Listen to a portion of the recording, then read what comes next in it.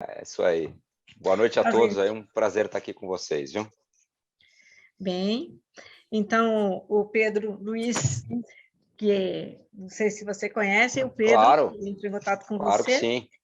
ele pediu para começar aqui esse bate-papo com você, Marco. Agradecemos de muito coração a sua presença. A gente já sabe, você foi um nome que todo mundo, oh meu Deus, está aprovado, tá?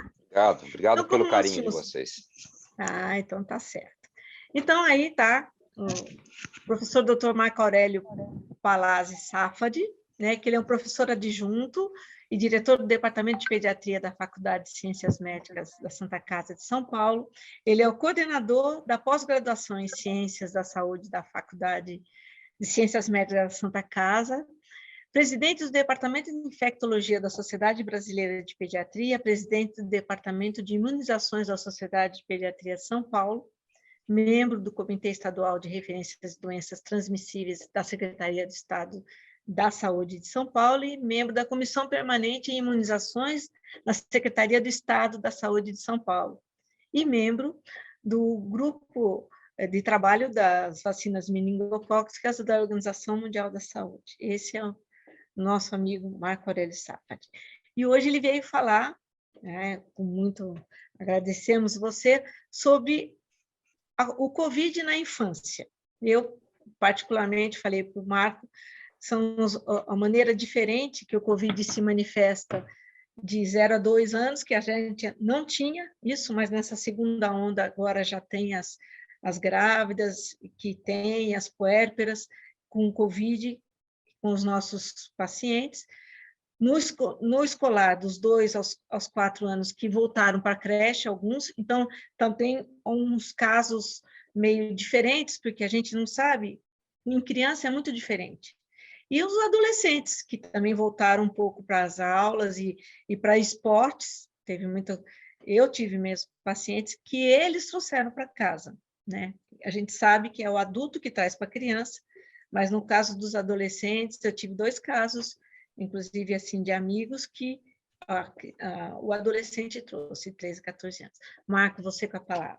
Enquanto a gente vai estar, o Marco explanando, o Pedro e as secretárias da APM, né, as meninas, pelo chat, vocês fazem perguntas que vocês gostariam que fizesse com o Marco vai ter uma meia hora, ele explana o que ele tem, e pelo chat a gente vai fazendo as perguntas, o Pedro e as meninas vão separando as perguntas. Marco, com você. Bom, obrigado pela apresentação, obrigado pelo convite, Rose, Pedro, todo o grupo aí querido de São José. Gostaria de estar junto com vocês aí, mas hoje em dia a plataforma existente é essa plataforma. Então, vamos lá.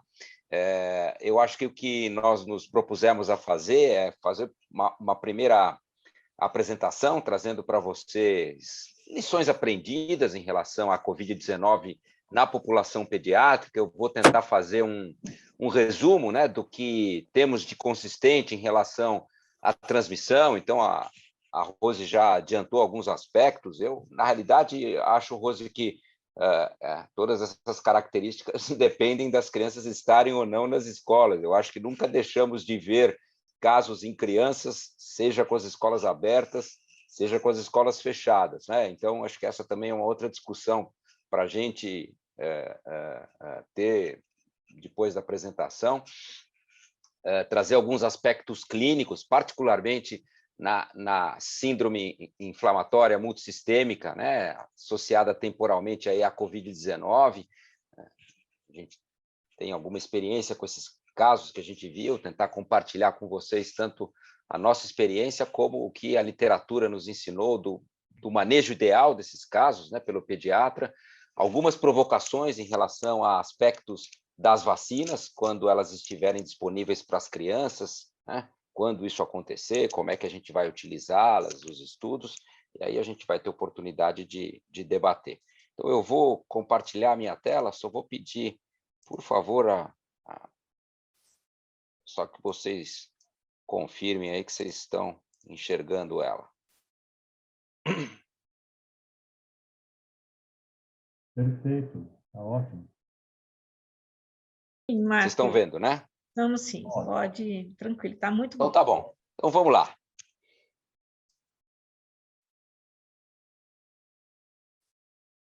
Bom, eu trouxe esse primeiro slide, esses aqui são dados do Imperial College, né, que tem semanalmente publicado estimativas do mundo inteiro, de todos os países, desse tal número, né, que se tornou bastante popular para nós infectologistas, a gente já conhece de longa data, né, o que a gente chama de taxa reprodutiva, ou número reprodutivo, que de certa forma expressa a transmissibilidade de um determinado patógeno na comunidade, e o RT é porque esse número é variável. Então, se vocês consultarem o site do Imperial College, eu botei a referência aqui, vocês podem ter semanalmente o status do que está acontecendo em relação à transmissão do vírus na comunidade. Então, nesta semana, nós temos essa situação aqui no Brasil, uma tendência de diminuição do RT em relação às semanas anteriores, o que, de certa forma, expressa uma situação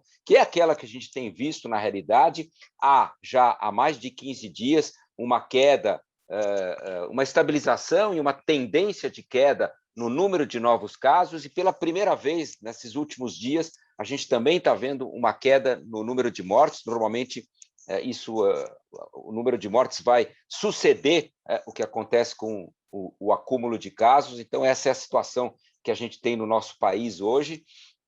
Até o momento, praticamente, aí 14 milhões de casos reportados, com quase 400 mil mortes, isso calculando-se, né, no numerador, o número de mortes, no denominador, o número de casos confirmados, que evidentemente é uma subestimativa do total de casos. Há uma enormidade de casos que não são reportados, não são confirmados, não são notificados, e com as mortes isso, obviamente, é muito mais difícil de ocorrer.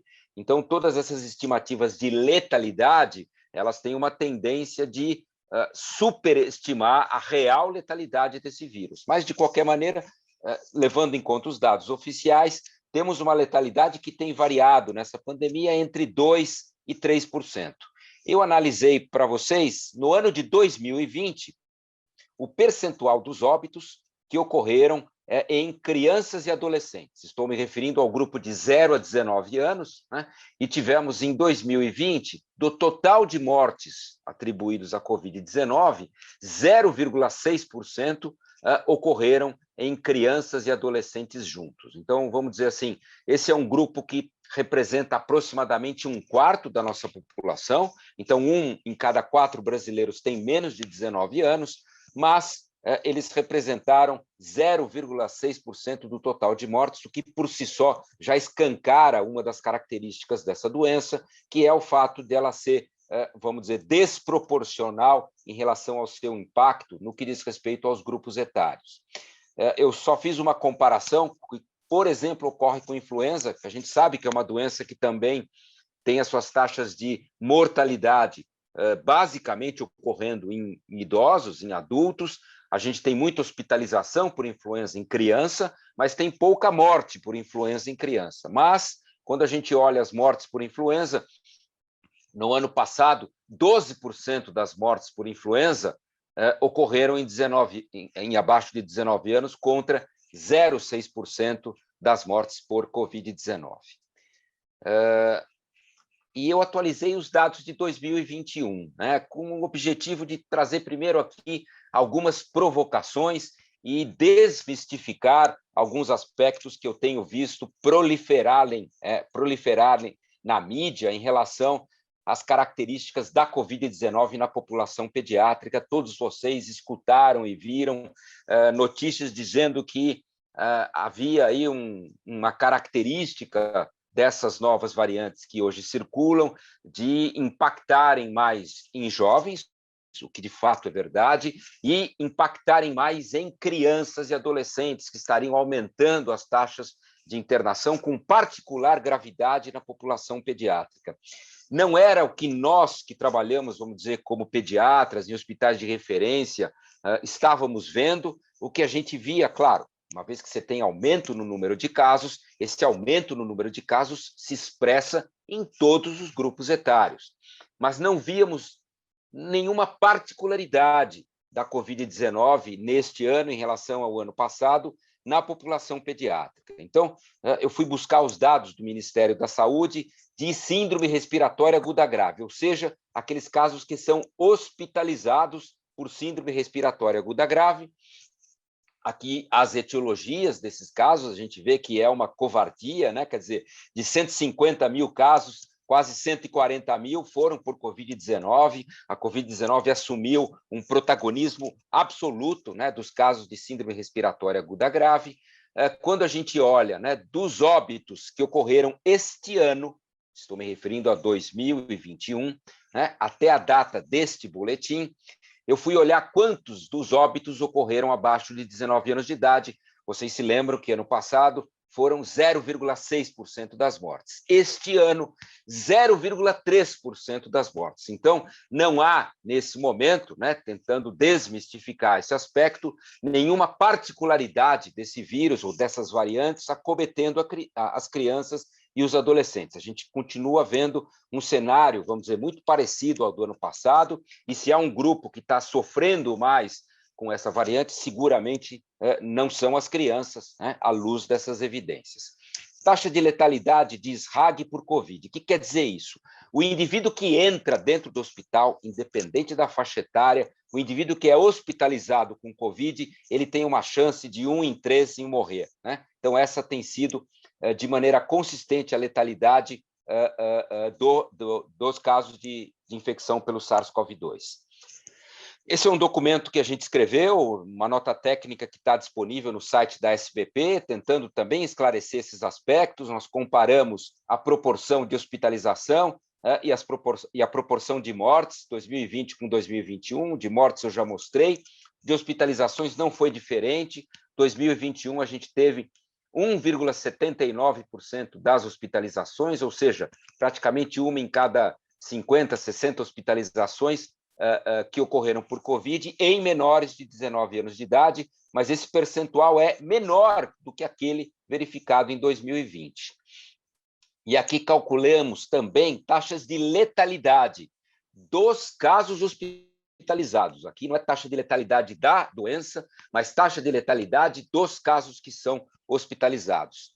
Então, a gente vê claramente uma tendência de crescimento, né? A letalidade triplica quando a gente compara crianças e adolescentes com adultos jovens, e quando a gente compara adultos jovens com os acima de 60 anos, né, 59 anos ou mais, ele quase que triplica também. Então, a gente tem aí essa linearidade muito clara em relação às taxas de letalidade, mostrando que, de fato, a idade é, sim, o principal fator de risco determinante de desfechos graves em relação à infecção pelo SARS-CoV-2, pela Covid-19. Dados de fatores de risco em crianças, né? Essa é uma informação que a gente tem buscado exaustivamente na literatura. A gente tem farta documentação de quais são os fatores de risco em adultos, obesidade, diabetes, hipertensão, doenças cardiovasculares de forma geral, doença pulmonar crônica, mas em crianças praticamente não havia dados. Essa é a primeira publicação do ano passado que tenta responder essa pergunta em crianças. Eles olharam as mortes por Covid-19 em crianças e adolescentes nos Estados Unidos para tentar olhar quais eram os fatores de risco. Lá nos Estados Unidos, 3 em cada 4 crianças e ou adolescentes que morrem por Covid-19 eram portadoras de alguma comorbidade, de alguma doença crônica, foram protagonistas como fatores de risco nas crianças, doença pulmonar crônica e, atenção, asma leve e asma moderada não foram identificadas como formas de aumento substancial de risco. Quando a gente fala em doença pulmonar crônica, a gente está falando de uma série de doenças pulmonares, mas em relação à asma, foi asma grave, esta sim, potencialmente associada. E obesidade. Obesidade veio aqui em segundo lugar, e vocês vão ver nessa minha apresentação que várias vezes a obesidade vai aparecer como um marcador de gravidade de desfechos. Doença neurológica, doença cardiovascular aparecem logo a seguir. Patogênese da Covid-19, né? Então, essa é uma seara ainda de investigação. eu só trouxe aqui 2 editoriais que a gente participou esse ano, né? Um deles que eu escrevi logo que surgiram os primeiros casos, escrito esse editorial há aproximadamente 1 ano, e eu dei o título de Características intrigantes da Covid-19 nas crianças, e continuo convencido que esse é o termo que melhor caracteriza essa doença na população pediátrica. De fato, a gente tem visto aí formas muito diferentes dos adultos, e até hoje a gente busca uma explicação convincente para esse aspecto. Nenhuma delas ainda é suficiente para explicar de maneira robusta, né, por que a doença se comporta dessa forma nas crianças. Várias teorias surgiram, aquela que talvez seja a que mais próximo da realidade parece estar é a expressão do receptor, ou seja, para esse vírus ser incorporado no nosso organismo, ele precisa de receptores, e os receptores são essa enzima, a ECA2, a enzima conversora de angiotensina 2, que se expressa em vários tecidos. E os estudos têm sugerido que a expressão desse receptor nas crianças ela ocorre de forma mais tímida do que em grupos etários maiores, como mostra esse estudo. Claro que isso não é o único determinante, há aspectos da resposta imune que seguramente estão por trás disso, e diversos outros aspectos aí que têm que ser considerados. Outro aspecto de muita controvérsia é a transmissibilidade desse vírus no que diz respeito ao papel das crianças. Então, nós pediatras sabemos com muita clareza o papel que as crianças desempenham na disseminação das doenças de transmissão respiratória de uma forma geral. Então, para infecção pelo vírus influenza, para bronquiolite causada pelo vírus sincicial respiratório, para a própria doença invasiva, então, doença meningocócica, doença pneumocócica, as crianças são muito importantes como vetores de transmissão destes patógenos. E supunhamos, quando surgiu o SARS-CoV-2, que as crianças também desempenhariam um papel relevante na transmissão. A despeito, e eu não sei se é do conhecimento dos senhores esse fato, a despeito de que as evidências com a MERS e com o SARS-CoV-1, que foram os 2 coronavírus zoonóticos que surgiram nesse século, não terem ocorrido, vamos dizer, nas crianças, vetores importantes de transmissão dessas outras 2 infecções por coronavírus zoonóticos. E o que nós acumulamos ao longo desses mais de 12 meses de circulação do vírus são muitas evidências na literatura que têm nos ensinado que, ponto número 1, crianças transmitem sim o vírus, obviamente, como era de se esperar. Qualquer um que se infecta por esse vírus transmite, seja ele sintomático, seja ele assintomático. Mas 2, em absoluto, os estudos, qualquer que tenha sido ele, qualquer o país, conseguiu, um único estudo, identificar as crianças como vetores relevantes de transmissão. Então, não têm sido elas as principais responsáveis pela transmissão do vírus na comunidade. Isso significa que as medidas de restrição às crianças vão ter muito menos impacto na transmissão do vírus na comunidade do que as medidas de restrição aos adultos jovens. Estes, sim, claramente identificados como importantes vetores de transmissão. Por isso, entendo como absolutamente incompreensível, né, você manter escolas fechadas e comércio aberto, ruas com movimentos em igrejas, em bares, em boates, em eventos com aglomerações, etc. Não é o que as evidências nos ensinam. Claro que há situações em que tudo tem que ser fechado, inclusive escolas, mas uma vez que haja flexibilização das medidas, o que esses dados nos ensinaram é que as crianças, uma vez que as escolas sejam abertas dentro de medidas protetivas, etc., claro que vão ocorrer casos de transmissão, mas não são elas que impactam na transmissão do vírus na comunidade, e a gente tem aí muitas referências suportando, e muitos estudos suportando essas afirmações.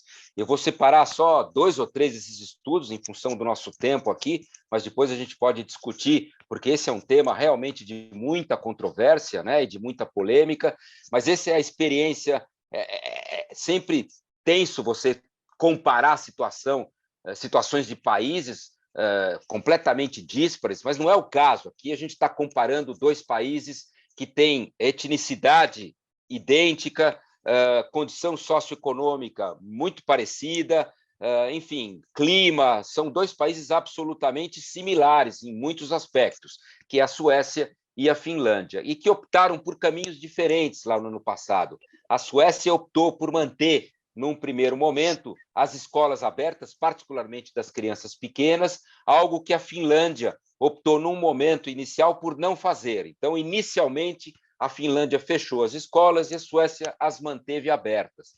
O que esse estudo verificou foi ver se houve diferença nas taxas de incidência de infecção nas crianças da Finlândia em relação às crianças da Suécia, ou seja, se tinham taxas de incidência diferentes. E o que o estudo achou é que as taxas de incidência em todas essas populações menores de 19 anos, então na Finlândia foi 52 com as escolas fechadas, na Suécia foi 49 por 100 mil com as escolas abertas. Então, é claro que as crianças acabam sofrendo o risco de infecção, estejam ou não frequentando as escolas. Esse estudo foi além, foi ver se os professores lá na Suécia tinham tido taxas de infecção que eram superiores às taxas de outros profissionais do mesmo grupo etário. E nesse estudo não foi identificada essa diferença de taxa de incidência. A gente tem os dados americanos, esse é um dado mais recente, publicado esse ano, né? E eu achei interessante trazê-lo, porque ele foi coletado num local dos Estados Unidos na vigência de alta transmissão e de elevada positividade. Para vocês terem uma ideia, a positividade na vigência desse estudo era de 40% dos casos no condado onde esse estudo foi realizado, ou seja, de cada 10 testes realizados, 4 eram positivos. Isso é uma taxa realmente que expressa uma situação de intensa transmissão na comunidade. Mas as escolas estavam abertas nesse condado, e eles compararam as taxas de incidência entre os estudantes e os membros, o staff da escola, com as taxas de incidência de igual população etária na comunidade, né, mas que não estavam frequentando as escolas. E vejam que a taxa de incidência da doença na escola foi significativamente menor que a taxa de incidência verificada na comunidade, né, mostrando que as escolas não funcionaram como vetores de transmissão nesses casos. Esse é um estudo que acabou de sair no Pediatrics, eu o trouxe porque é um estudo brasileiro, realizado nas favelas do Rio de Janeiro e que acompanhou prospectivamente, né, crianças que vinham ambulatorialmente para consultas com Covid-19 e eram seguidas as famílias desses casos. Então, em resumo, o que esse estudo achou é que as crianças não foram identificadas como a principal fonte de infecção da Covid-19 no nosso meio, né? Os achados desse estudo demonstraram, como a doutora Rose falou no início, que é mais frequente as crianças adquirirem a infecção dos adultos do que transmiti-la para os adultos. Claro que isso pode ocorrer, mas em termos de frequência é muito mais comum o inverso. Então, ele coloca que esses resultados suportam a estratégia da abertura segura das escolas, particularmente quando você tem medidas de mitigação do risco da Covid-19, com imunização dos professores, que é uma estratégia que foi adotada em diversos locais aqui no país. Esse é um estudo que tenta ver carga viral e faixa etária. Teve muitos dados controversos de estudo com metodologias também discutíveis. Esse é um estudo também publicado esse ano, um dos mais elegantes que eu achei, com uma metodologia muito precisa nesse sentido, e que mostrou, como era de se esperar, que houve uma tendência, né, de maiores cargas virais de acordo com o avançar da idade, ou seja, né, observou-se que nesses pacientes, a carga viral aumenta de maneira estatisticamente significativa com o aumento da idade, que era um resultado que se mostrava plausível em relação ao que a gente esperava desses dados. Indo um pouquinho para a parte clínica, né? A gente queria compartilhar com vocês o que aprendemos com essa síndrome inflamatória multissistêmica pediátrica associada à Covid-19. Isso tem, evidentemente, preocupado muitos pediatras. A gente lembra que essa síndrome, curiosamente, não foi descrita na Ásia. O vírus passou lá primeiro e os asiáticos não descreveram a ocorrência desses casos.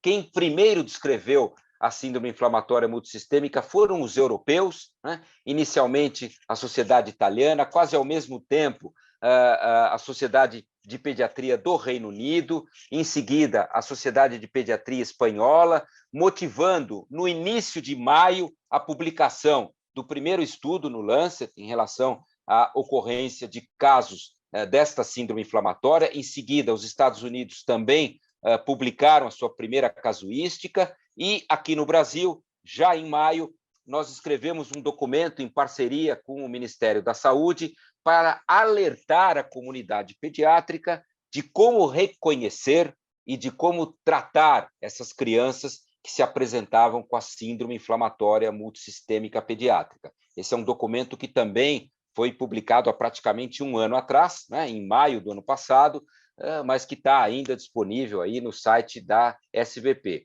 Nós utilizamos como critério para notificação, a gente tinha na época o critério da OMS, o do CDC e o do Reino Unido. A gente optou pela da OMS, que nos pareceu, à época, aquele que teria o melhor equilíbrio entre sensibilidade e especificidade dos critérios de notificação, que pressupunha a necessidade de que as crianças tivessem 72 horas de febre, né? Então, essa é uma característica marcante dos casos que a gente acompanha da síndrome inflamatória. São casos de muita febre, febre persistente e pelo menos 2 desses marcadores clínicos aqui. Então, aqui em português, para facilitar, né? Pelo menos 2 dos seguintes sinais e sintomas: conjuntivite, hipotensão arterial ou choque, comprometimento cardiovascular, evidência de coagulopatia ou manifestações gastrointestinais agudas. Então, havendo 2 sinais desses aqui, junto com febre, presença de marcadores de inflamação elevados. Então, a gente sempre salienta a importância de que vocês dosem esses marcadores para identificar a ocorrência da síndrome. Então, todos eles estão, de forma geral, bastante alterados, né? Descartar aqueles diagnósticos diferenciais pertinentes. Então, síndrome do choque tóxico, própria doença de Kawasaki, sepse bacteriana, enfim, há uma pleiade aí de diagnósticos diferenciais que devem ser descartados. Então, para que você caracterize a síndrome inflamatória, você tem que necessariamente excluir essas outras possibilidades. E evidência de Covid-19, seja esta evidência laboratorial, através de marcadores virológicos e ou sorológicos, ou, na ausência deles, uma história epidemiológica de contato domiciliar, né, contato próximo com Covid-19 na família. Lembrando que esta é uma síndrome, como nós vamos revisar mais à frente, que se caracteriza pela ocorrência semanas depois da infecção. Ela não ocorre concomitante à infecção pelo SARS-CoV-2. Então, a grande maioria dos casos de síndrome inflamatória que vocês terão pela frente são casos que não coincidem com viremia. Portanto, a maioria dessas crianças não terá detecção de provas virológicas. São raros os casos em que a gente acha o PCR positivo, né? Sugerindo evidência virêmica ou sugerindo evidência da presença do vírus nestas crianças. O que a gente observa nesses casos é a evidência da presença de anticorpos, mostrando que essa síndrome inflamatória, como a gente verá mais à frente, é fruto de uma resposta imune desequilibrada do nosso organismo, que acaba motivando, vamos dizer, uma cascata, uma série de alterações que acabam respondendo pela gênese dessa síndrome. Então, a gente entende dessa forma, né? Essas crianças, por alguma razão, uma vez expostas ao SARS-CoV-2, e mesmo que seja uma infecção muito leve, em algumas crianças com síndrome inflamatória, a gente teve, inclusive, história de infecções assintomáticas, 2, 3, 4 semanas antes, e aí essa reação imune desequilibrada, desregulada, talvez com produção de superantígenos, complexos imunológicos, desencadeia uma resposta e uma cascata tal que é responsável, né, por todas essas alterações que a gente visualiza, mostrando que é absolutamente improvável e implausível que esse quadro seja mediado por invasão viral direta do SARS-CoV-2. Né? Claro que existe um componente do vírus, mas ele é muito mais resultante aí desse componente inflamatório da resposta imune. Algumas casuísticas eu vou descrever aqui para vocês. Essa aqui, uma casuística que tentou separar por fenótipos de apresentação. Então, os fenótipos que se apresentam com choque, né? Que são aquelas crianças que começam com febre persistente, sintomas gastrointestinais são muito frequentes, manifestações respiratórias, coagulopatia, manifestações cardiovasculares, neurológicas, dermatológicas, conjuntivite, quer dizer, não há necessidade, obviamente, de todos esses fatores, mas eles podem ou não estar presentes, associados, e acaba evoluindo, muitas vezes, com choque, o que motiva o ingresso dessas crianças e o tratamento em unidades de terapia intensiva. Então, esse é um dos fenótipos descritos. A faixa etária mediana desses casos foi de 9 anos. Existem os casos que se comportam como Covid aguda, que seria falta de ar, tosse, febre, um quadro mesmo de pneumonia propriamente dita, parecida com o quadro de síndrome de desconforto respiratório agudo que a gente vê no adulto. Esses casos com uma tendência maior da gente observar, aí sim, detecção do vírus, muitas vezes com PCR positivo, e um terceiro fenótipo que apresenta-se muito parecido com a doença de Kawasaki, mas com uma evidência de inflamação sistêmica. Curiosamente, a obesidade foi um marcador importante de gravidade nesses casos, foi a condição médica subjacente mais relatada nesta casuística de quase 600 crianças e adolescentes lá dos Estados Unidos.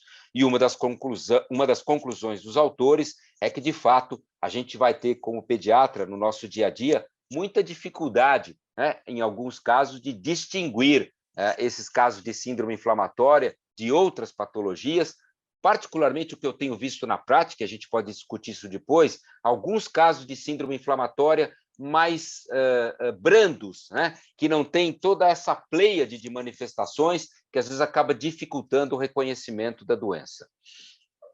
Aqui uma revisão sistemática publicada recentemente, agora no mês de fevereiro, no European Journal of Pediatrics, mostrando uma casuística com quase 1.000 crianças com síndrome inflamatória, mediana de idade de 8 anos, uma tendência de mais meninos, uma tendência de presença de determinadas minorias étnicas, né? Então, houve uma relevância maior de populações de raça negra nesses casos. A obesidade se mostrou de novo importante nessa casuística. Percebam que manifestações gastrointestinais em quase 86% dos casos. Então, ela realmente é um marcador muito frequente nesses casos de síndrome inflamatória. Manifestações cardiocirculatórias em quase 80%, e vejam que as manifestações respiratórias estiveram ausentes em metade dos casos de síndrome inflamatória. Então, muita atenção em entender que a ausência de quadro respiratório seja um fator excludente da possibilidade dessa síndrome. Mais da metade dos casos evoluíram para choque, muitos deles tratados em unidades de terapia intensiva, inclusive com técnicas invasivas, como ECMO, etc. Letalidade desses casos de menos de 2%. Tem sido entre 1% e 2% a letalidade desses casos de síndrome inflamatória. Marcadores laboratoriais aqui, muito rapidamente, para mostrar para vocês que, quando eles compararam com Kawasaki, né? Então, eles tentaram comparar crianças com síndrome inflamatória com crianças com Kawasaki puro, para ver esses parâmetros laboratoriais se ajudavam na distinção. Claro que, de cara, um parâmetro que ajuda é leucocitose e plaquetose, que são achados que fazem parte do Kawasaki, e já na síndrome inflamatória, o que a gente tem visto é mais linfocitopenia, né? Há leucopenia, mas é principalmente linfocitopenia e trombocitopenia, né? Então, é uma dica aí, muitas vezes, para distinção.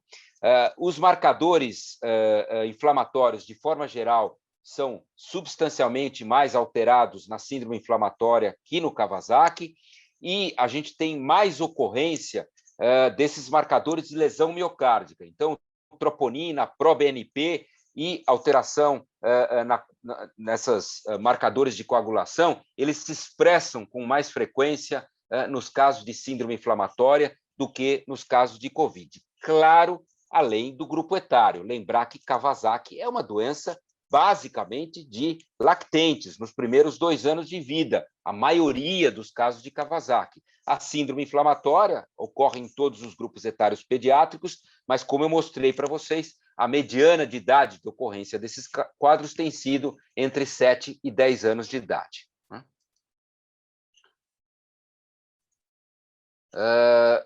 Esse é o dado mais recente que a gente tem da síndrome no Brasil, dados do Ministério da Saúde. Entre abril do ano passado e março desse ano, foram notificados e confirmados no Brasil cerca de 800 casos, né, sendo que destes, 51 deles morreram. Então, uma letalidade no Brasil que, para mim, é muito alta, difícil de compreender essa letalidade. Me arrisco a dizer, e isso é só uma opinião minha, que isso se deve a gente estar tendo no denominador algum equívoco. A gente está deixando de reportar um número muito grande de casos que talvez não tenham sido casos graves, que talvez não tenham evoluído para choque, e isso às vezes faz com que o pediatra não notifique esses casos, notifique apenas os casos mais graves, e isso acaba criando um viés nesse nosso dado de letalidade, que realmente chama muita atenção e completamente diferente dos dados de letalidade do mundo inteiro, que tem sido entre 1% e 2% associados à Covid-19, a síndrome inflamatória. Vou rapidamente mostrar 3 casos clínicos lá do nosso hospital. Eu destaco que, bom, vocês sabem, eu trabalho na Santa Casa, mas também trabalho num outro hospital pediátrico de São Paulo, o maior hospital pediátrico que a gente tem aqui, na cidade de São Paulo, e a gente já acumulou uma experiência bastante grande com casos de síndrome inflamatória nesses 2 hospitais.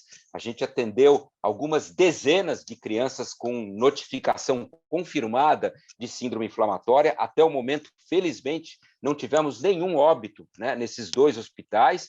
Tivemos vários casos graves que evoluíram com choque, etc., mas a nossa experiência tem sido diferente dessa, por isso que eu me arrisco a dizer que provavelmente há uma viés na análise da letalidade dos nossos casos aqui no Brasil. Esse é o primeiro caso que nós tivemos no hospital, foi logo no mês de maio, e o curioso é que foi uma adolescente de 13 anos que tinha tido um quadro de febre, dor de cabeça e anosmia no início de maio. Os pais descreviam isso com muita clareza, e ela internou com a gente 2 a 3 semanas depois, com um quadro de diarreia, dor abdominal, vômitos, rush. Tinha o PCR para SARS-CoV-2 negativo no pronto-socorro. Ela acabou evoluindo com gravidade, chocou, foi para a unidade de terapia intensiva, foi para a ventilação mecânica. A gente colheu um multiplex para vírus, tudo negativo. Ela acabou melhorando, a gente não a submeteu ao tratamento, porque ela não foi reconhecida como uma síndrome inflamatória na ocasião, e depois a gente, retrospectivamente, dosou a sorologia dela, dosamos anticorpos neutralizantes, mostrando evidência, né, desses marcadores. Ela tinha disfunção de ventrículo esquerdo, tinha um dedímero de 11.000, né, tinha linfopenia, tinha PCR bastante alterado, tinha manchas de pele, então foi um quadro bem emblemático. Esse também foi um quadro muito emblemático, porque porque foi o primeiro caso que nós tivemos de síndrome inflamatória com um quadro neurológico de apresentação. Essa criança chegou hemiparética no hospital, uma criança ígida de 8 anos, que também teve, em julho, um quadro bem leve de Covid-19 e acabou evoluindo algumas semanas depois com fraqueza progressiva, deterioração do estado geral, peregrinou em vários hospitais e acabou internando com a gente, já hemiparética, evoluiu com choque, foi para a unidade de terapia intensiva, né? Aqui as imagens mostrando o comprometimento do sistema nervoso central, a tomografia de tórax dessa criança mostrando comprometimento também pulmonar, tinha linfopenia, tinha PCR estourado, dedímero de 13.000, né? Tinha também evidência sorológica de infecção por SARS-CoV-2, e esta sim foi tratada já como uma síndrome inflamatória, recebeu imunoglobulina, metilprednisolona, e está evoluindo com uma melhora importante, ela está sendo acompanhada ambulatorialmente e quase com recuperação total dos seus movimentos. O terceiro caso é um caso também interessante, porque era um menino de 1 ano e 7 meses e que se apresentou exatamente como uma criança com Kawasaki. Febre, exantema, hiperemia conjuntival, fissuras labiais, edema de extremidades, acabou internando com a gente pensou em Kawasaki, os pais tinham diagnóstico de Covid recente, a criança tinha PCR positivo, que veio depois, e ela recebeu inicialmente imunoglobulina, não respondeu adequadamente à imunoglobulina, manteve febre, prostração, o que fez com que a gente associasse corticosteroide, metilprednisolona, e aí sim houve uma resposta e ela acabou evoluindo bem, e no ecocardiograma comprovou dilatação coronariana, né? Se aqui as lesões de pele, o edema de extremidades, né, dessa criança. Queria mostrar para vocês o que há de mais recente em relação ao manejo da síndrome inflamatória. Havia muita dúvida no começo, as pessoas ligavam para a gente, dou imunoglobulina primeiro, dou corticosteroide primeiro, dou os dois juntos, qual que é o esquema terapêutico ideal, quando anticoagular essas crianças, entro com AS, entro com profilaxia, com antiheparina, enfim, qual que era, né, a terapêutica ideal de escolha. Não havia clareza na literatura, esse foi o guideline do pessoal da Sociedade Americana de Infectologia Pediátrica, eles não tinham clareza na ocasião dessa divulgação de qual seria o esquema de terapêutica ideal, trataram 3/4 dos casos com imunoglobulina, pouco mais da metade deles com corticosteroides. Há pouco surgiu esse consenso europeu de tratamento, que eu vou mostrar aqui. Ele reuniu um monte de gente da Europa para tentar traçar um consenso, foi publicado no Lancet Child Health.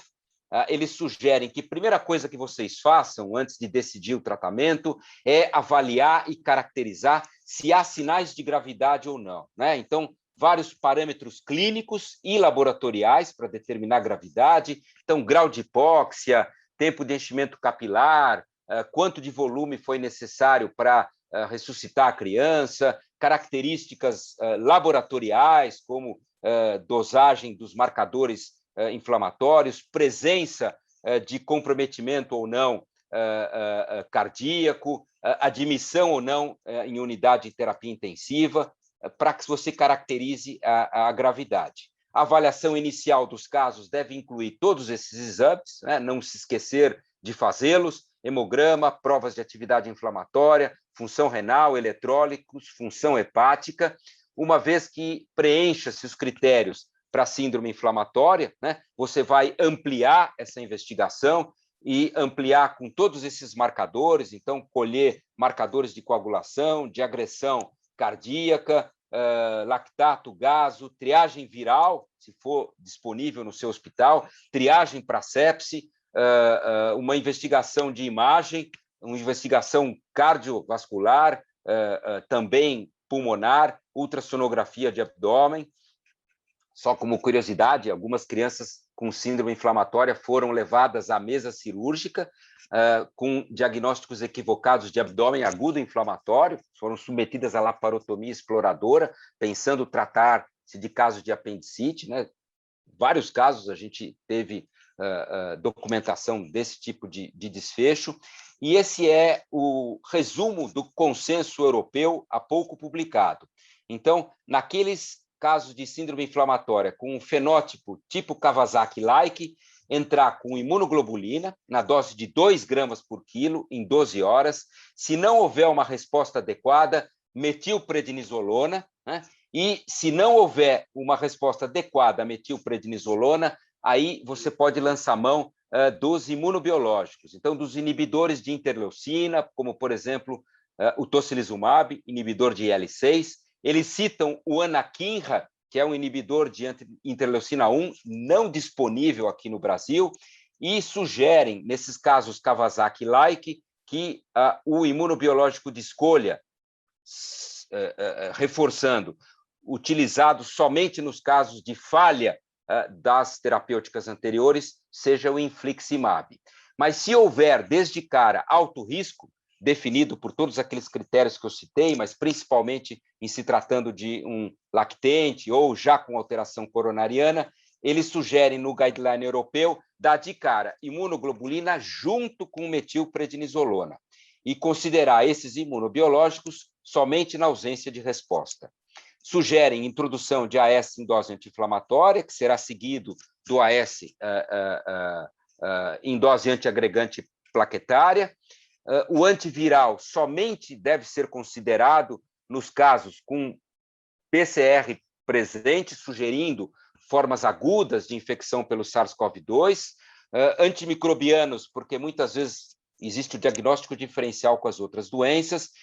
E a anticoagulação tem que ser individualmente analisada para ver se ela é cabível. Nos casos de fenótipo inespecífico, não há muitas diferenças, a abordagem é mais ou menos a mesma, né? Exceto que aqui o AS sugerido de cara já é o AS em dose antiagregante e não em dose anti-inflamatória, né? Mas mais ou menos a mesma abordagem terapêutica. O último dado que eu queria mostrar para vocês é esse. Essa é uma publicação de fevereiro.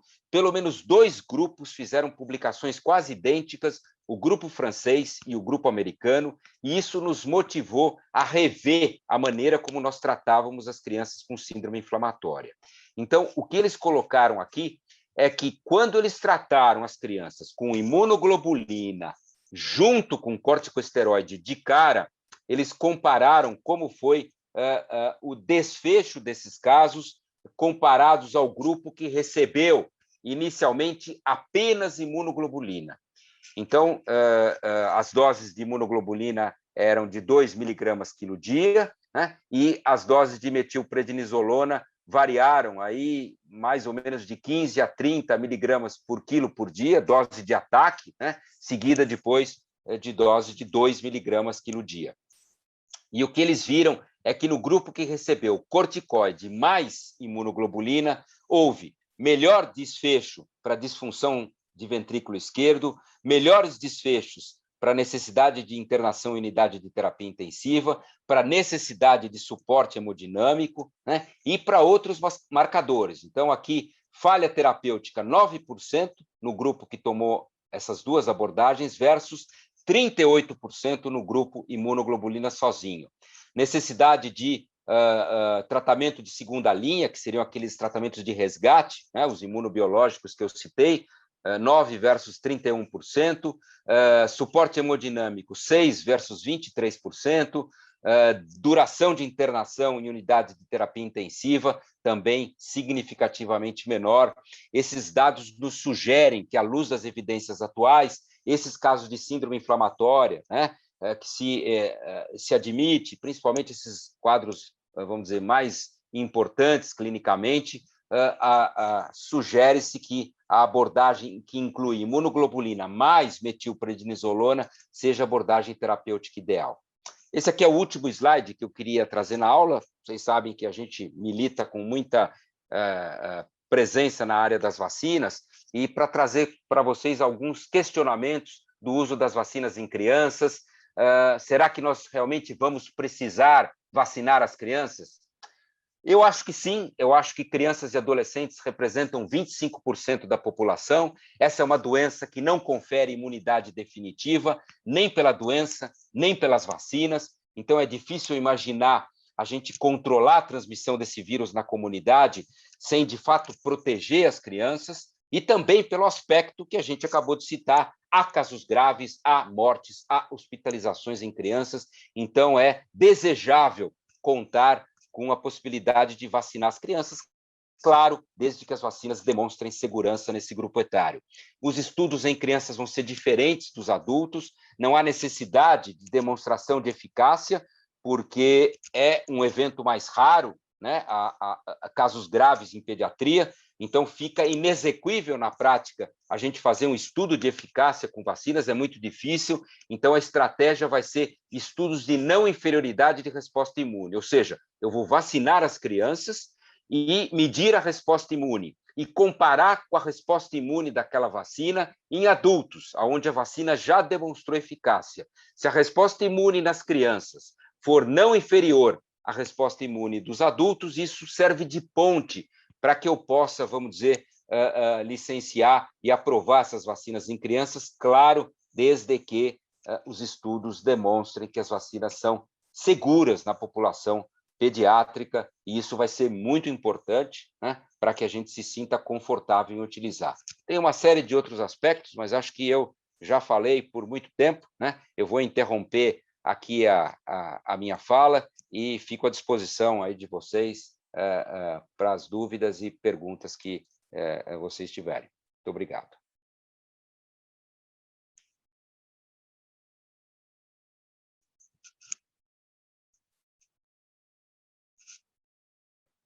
Obrigado, Pedro. Obrigado, Marco. Realmente, bem. Tem a Lara já levantando aí a mãozinha. Pode desligar. Pois não, Lara? Oi, vocês estão me ouvindo? Eu ouço muito bem você. Olá, boa noite, professor, tudo bem? Eu falo aqui do Canadá, eu sou fellow do Sick Kids de trombose.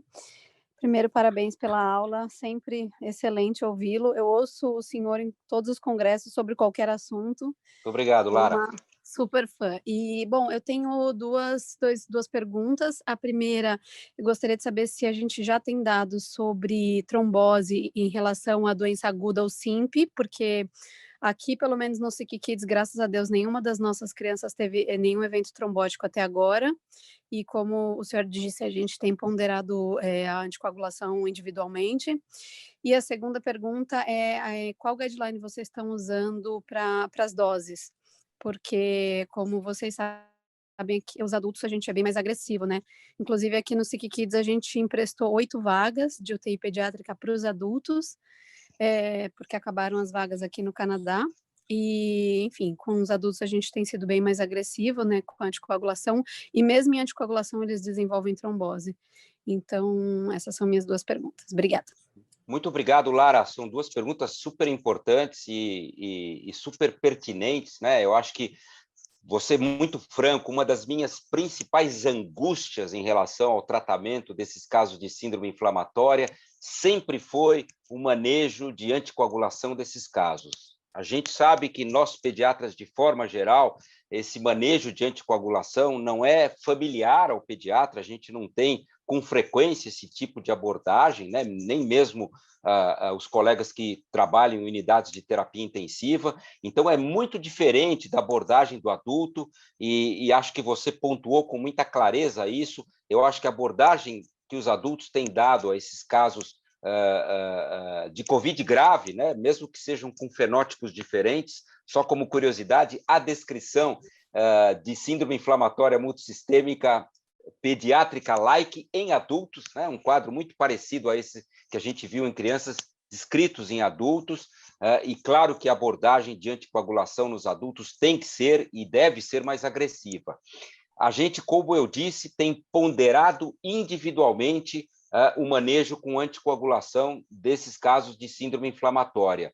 Não temos utilizado de forma rotineira, né? Claro, o AS ele acaba sendo parte, mas eu digo o manejo específico com heparinização, etc., não tem sido alvo rotineiro dessas abordagens, então a gente tem tentado ser mais conservador nessa abordagem e manejado individualmente essas situações no nosso dia a dia. Em relação à dose, né, a imunoglobulina, a dose é a clássica, a gente utiliza realmente 2 miligramas quilo dia. Da metilpred, a gente tem utilizado desde casos com 2 miligramas quilo dia até aqueles casos onde a gente acaba fazendo doses de ataque com essas doses mais altas, entre 10 e 30 miligramas por quilo por dia. Também ainda não há um consenso em relação a isso, Lara, mas essa tem sido, de forma geral, as dosagens que a gente tem utilizado nos casos que a gente tem tido experiência de tratar. E como você disse, acho que a experiência aí na América do Norte, de uma forma geral, né, tem sido de letalidades muito baixas da síndrome inflamatória, ao redor de 1%, e eu entendo que esses casos que a gente reporta aqui no Brasil, a única explicação para esse índice de 6%, 7% de letalidade, ou é um manejo muito tardio desses casos, então uma demora muito grande, porque o diagnóstico oportuno é crucial. A exemplo do que a gente aprendeu com Kawasaki, né? A gente sabe que Kawasaki é a mesma coisa, quanto antes é feito o diagnóstico e a intervenção, melhor é o prognóstico, mas eu me arrisco a dizer que, como eu citei na aula, eu acho que a gente está subnotificando, né, esses casos, e isso acaba criando um viés de maior letalidade. Muito obrigada.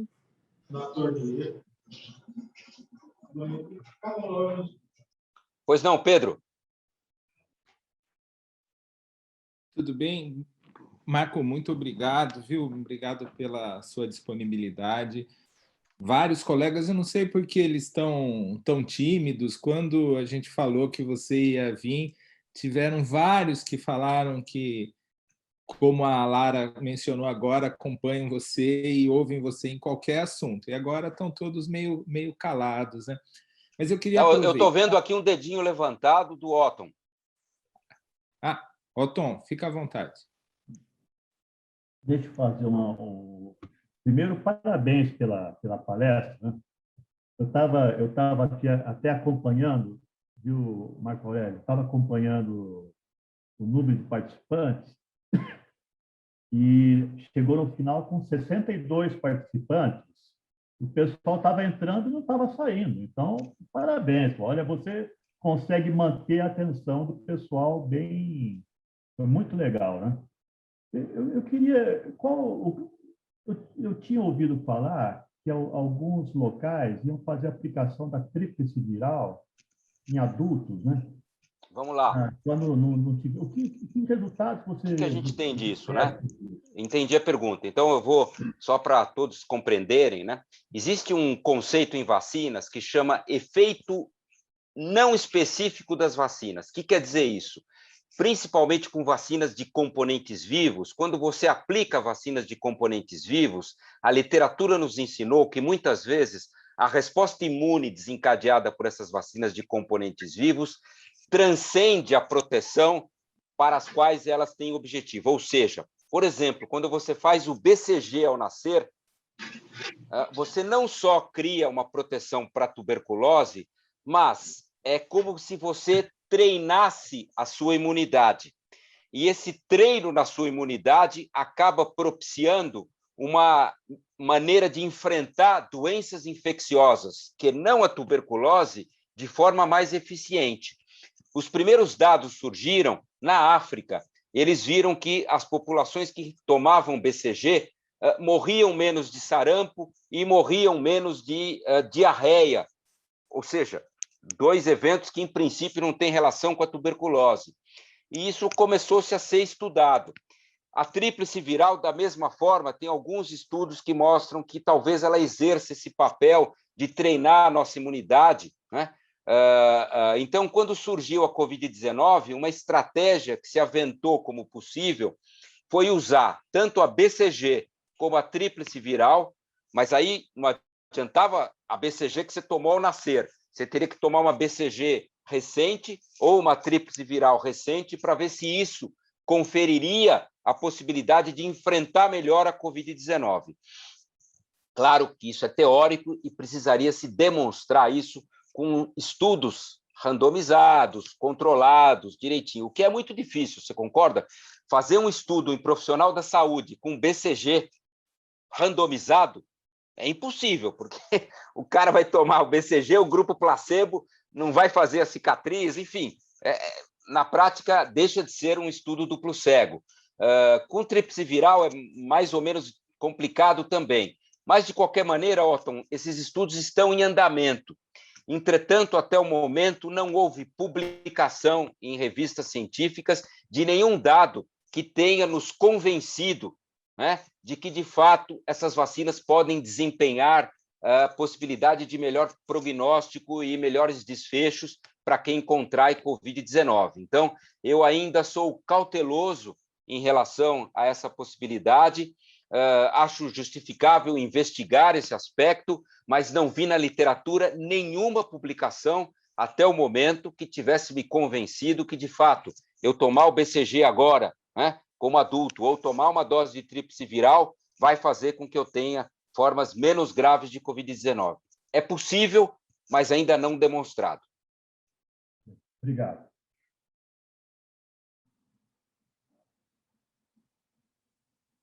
Doutor Marcos? Pois não.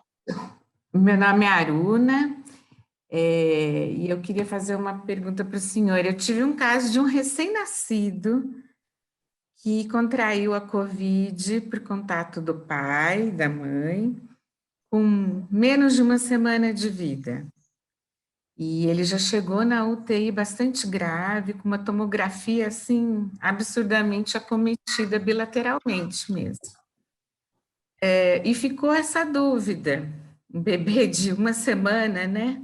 Se faríamos ou não a imunoglobulina para essa criança. Qual é a sua experiência com essa faixa etária?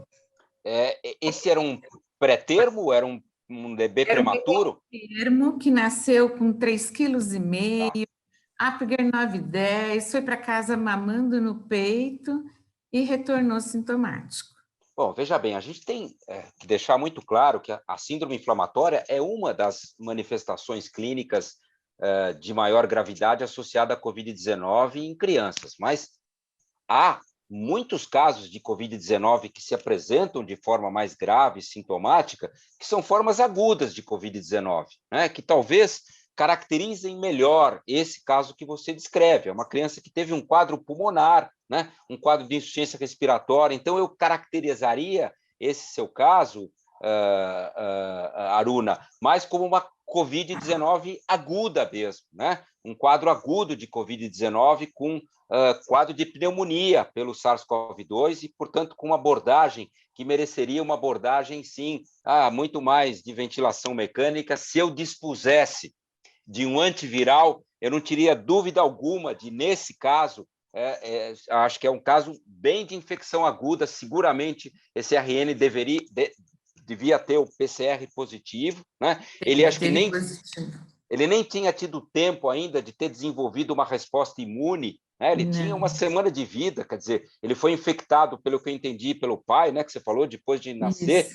Então, não havia nem tido tempo ainda de desenvolver uma síndrome atribuível à resposta imune. Esse é o típico caso que a clínica é devida ao vírus, a uma infecção aguda, e, portanto, a abordagem tem que ser aquela de uma Covid aguda. Adoraríamos ter um antiviral para usar nessa criança, mas, como eu tenho dito desde o início lá atrás, né, quem me escutou um ano atrás lembrou que eu falava que eu acreditava muito mais na chegada de uma vacina antes da chegada de um antiviral específico. E, de fato, né, a gente teve as vacinas já no mês de dezembro e até hoje ainda não surgiu um antiviral específico para o SARS-CoV-2. A gente tem que reconhecer que antivirais para esses vírus respiratórios é muito difícil mesmo, né? De todas as doenças que a gente tem, até hoje, a única que tem um antiviral, estou falando das doenças respiratórias virais, né? É, de fato, influenza.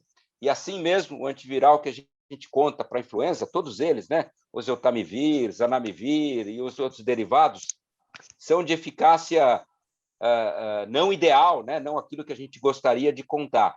Vírus sincicial, a gente está até trabalhando com um antiviral aí em fase 2, mas até hoje também não temos. Então, eu acredito que virá, mas, felizmente, ele ainda não chegou para nós. Então, para essa situação aguda, ainda não tem embasamento de uso da imunoglobulina, né? Ela não preencheria os critérios, né, típicos de um caso de síndrome inflamatória. Acho que a abordagem teria que ser mais igual a de uma COVID aguda mesmo. Tá certo.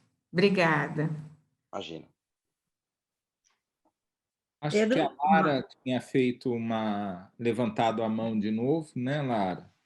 E depois a doutora Lenisa. Lenisa, você não quer fazer a pergunta pessoalmente? Pois não, Lenisa?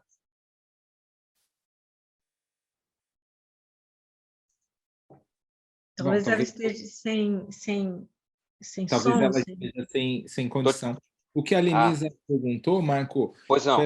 Gostaria de saber a sua experiência em relação às sequelas a longo prazo, com exceção das pulmonares, né? Eu também gostaria de, quando você falou da síndrome inflamatória, a gente também teve alguns casos aqui em São José desses quadros agudos e graves, né? Que você falasse também um pouco dos casos mais brandos, né? E essa pergunta da Lenisa mesmo, né? O que a gente imagina, eu acho que esse é essas crianças, né? Esse é um tema muito importante que a Lenisa colocou, né? Que é... estão me ouvindo ou não? Sim. Que é o pós-Covid, né? Ou o long Covid, como eles chamam em inglês, né? Então, hoje, a gente sabe de forma muito clara que essa doença, naqueles que a superam, boa parte deles acaba ficando com consequências da doença, né? Consequências, muitas vezes, em longo prazo. Consequências cognitivas, a gente tem visto, na saúde mental, respiratórias. Eu tive pelo menos 2 ou 3 adolescentes que nunca haviam chiado na vida e que, depois da infecção, estão se comportando como adolescentes com hiperreatividade brônquica, com episódios repetidos de sibilância, né? Um fenômeno muito curioso. A gente viu isso só com sincicial, né? Que em idades muito tenras acaba tendo no futuro a chance de sibilância recorrente, mas a gente tem visto isso, quadros de repercussão cardiovascular, fadiga crônica, enfim, a gente tem tido experiência de que é sim necessário um segmento. Eu tenho sugerido que todos esses casos de Covid sejam realmente acompanhados ambulatorialmente, investigados, para que a gente possa ter uma compreensão do comportamento em longo prazo desses casos. Outro dado que a literatura ainda não é muito clara, e eu comentei rapidamente, a gente já tem dados inquestionáveis mostrando que a reinfecção ocorre. Então, aqueles indivíduos que tiveram a doença, ou mais recentemente, aqueles que foram vacinados e que adquiriram uma resposta imune, não se sintam imunes para o resto da vida. A gente está vendo que provavelmente aqui a gente vai ter um comportamento parecido com aquele que a gente vê em outras doenças respiratórias, como influenza, como sincicial, como os outros coronavírus, tanto os humanos como os zoonóticos, ou seja, depois de um tempo você fica novamente suscetível. O que ainda não é claro é se as reinfecções elas se expressarão com menos intensidade, com igual intensidade, vai depender do tempo, isso não é muito claro. A gente também tem visto que por pelo menos 3 a 6 meses depois de você ter tido a infecção, a chance de reinfecção é muito pequena. Então, nos primeiros 6 meses após a doença, você, de forma geral, raramente vai ter risco de reinfecção, independente do surgimento de variantes. Mas, passado esse período, claro que a chance de reinfecção começa a aumentar e, claro, que, à luz de novas variantes, com mutações no sítio imunodominante, né? Ali na proteína spike, que é o sítio imunodominante, imunodominante, é para ele que a gente direciona nossos anticorpos protetores, né, que impedem o vírus de se unir ali aos receptores, a tendência é que esses anticorpos percam a sua eficiência se houver uma alteração, uma mutação muito importante nesse sítio imunodominante. Então, isso também vai aumentar o risco dessas reinfecções. Por isso que eu tenho dito que aquilo que se falava o ano passado, e eu também sempre fui muito cético em relação a essa imunidade de rebanho. Eu lembro que quando Manaus atingiu ano passado 75% da população com exposição, não sei se vocês se lembram disso, em agosto do ano passado, até saíram vários editoriais dessa turma que tem escrito nos jornais, dizendo que Manaus tinha atingido a imunidade de rebanho, etc.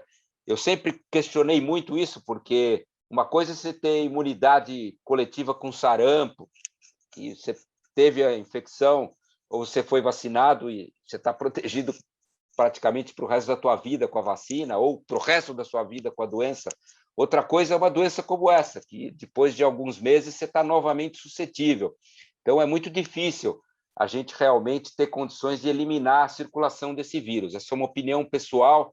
Eu acho que o próximo cenário que se avizinha, a partir do momento que a gente tiver boa porcentagem já infectada, ou seja, pelo menos em curto e médio prazo, com algum grau de resposta imune, uma boa porcentagem da população vacinada.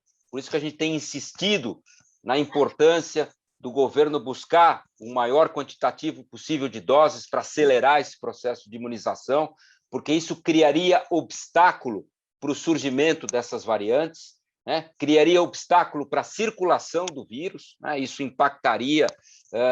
E, de novo, não acredito que a gente elimine o vírus de circulação, mas acho que a gente vai poder controlar a transmissão do vírus, baixar a transmissão do vírus a níveis que você possa recuperar parte, vamos dizer, das nossas atividades, né, do dia a dia, num cenário de sazonalidade desse vírus. Aí sim, contar com vacinas que vão estar disponíveis para a população, de acordo com a demanda, e não como hoje, que estão longe da demanda da nossa população. Talvez surja aí uma variante, como eu sempre tenho dito, né, mais transmissível, mas não necessariamente mais agressiva. Talvez até menos agressiva. Isso já aconteceu em outras pandemias. E aí isso facilitaria, né, a adaptação desse vírus à humanidade, que é o que eu enxergo, vamos dizer, como mais provável nesses próximos anos. Marco, a Lenisa agradeceu, disse que também tem sido a experiência dela de ter visto que pacientes e adolescentes que antes eram saudáveis agora estão com esses quadros. São relatos anedóticos, mas que muita gente tem visto, né? E a Lenisa só confirma aquilo que a gente também vivenciou. Então, acho que esse é mais um motivo para que a gente acompanhe, né, de perto esses adolescentes que se infectaram e que tiveram doença, essas crianças que se infectaram e tiveram doença, para que a gente possa compreender o impacto disso em longo prazo, né?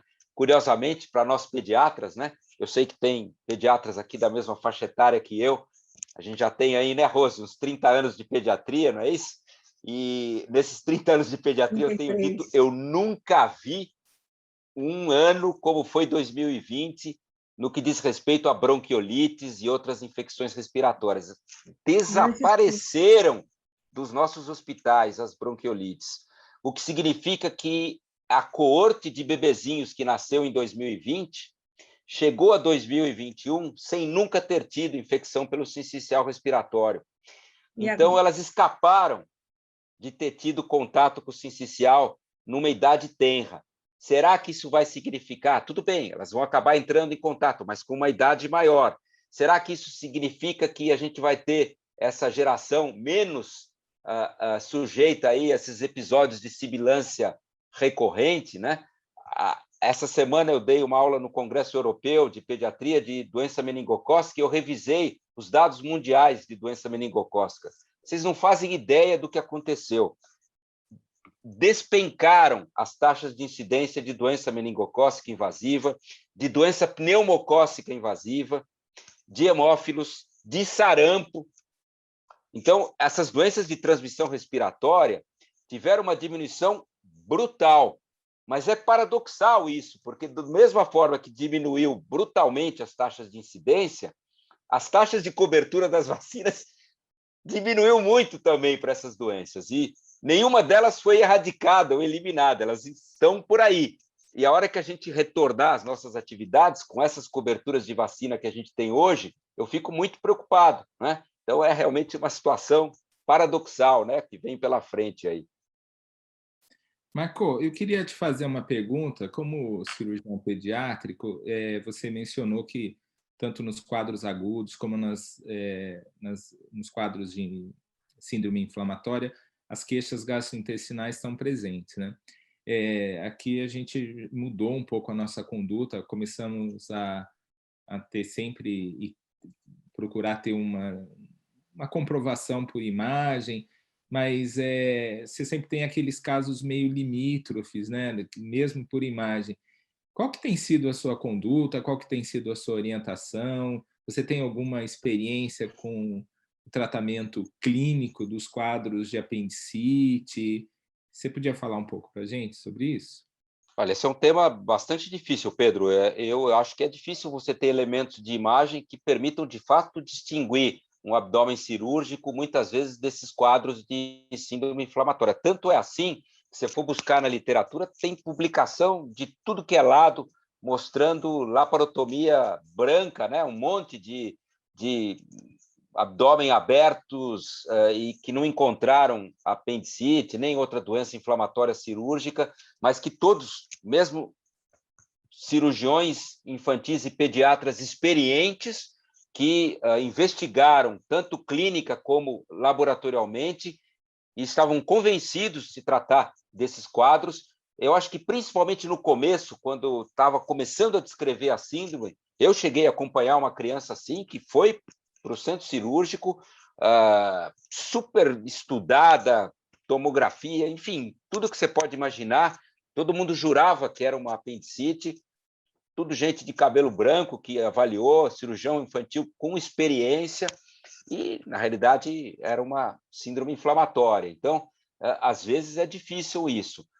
Eu acho que com a identificação dos casos, a gente ficou mais atento a essa possibilidade. Então, você pode se valer de marcadores laboratoriais, da história clínica. Eu acho que um cirurgião experiente, né, como você, a gente sabe, né, como se comporta do ponto de vista de história clínica uma apendicite, do ponto de vista de progressão dos sintomas, né? Então, tem algumas particularidades nessas crianças com síndrome inflamatória, principalmente laboratoriais e clínicas, que muitas vezes nos ajudam, né? Esses comemorativos, lesão de pele, conjuntivite, manifestações respiratórias, que são coisas que você não vai ver numa criança com apendicite, injúria miocárdica. Então, se investigar com mais abrangência te permite ter elementos que vão te possibilitar distinguir esses casos e ter uma postura mais conservadora em relação a levar para o centro cirúrgico. Obrigado, viu, Marco? Obrigado. Acho que não tem mais nenhuma pergunta. Não, já exploramos o Marco muito aqui, já é 1h15, Marco. Todo mundo quer beber, doutor. Mas muito obrigado pela sua disponibilidade de ir com a gente. Sempre brilhante, Marco. Eu que agradeço a oportunidade, a alegria de estar. Eu vi um monte de nome aí querido, né? Pessoal de São José, que eu reconheci pelos nomes aí, mas pessoas que a gente tem muito carinho, Ana Carolina, enfim, um monte de gente aí que eu vi. O nome aí que eu mando um carinhoso abraço aí, e em particular para vocês aí que me convidaram. Um prazer imenso estar com vocês. Muito obrigado pelo convite, viu?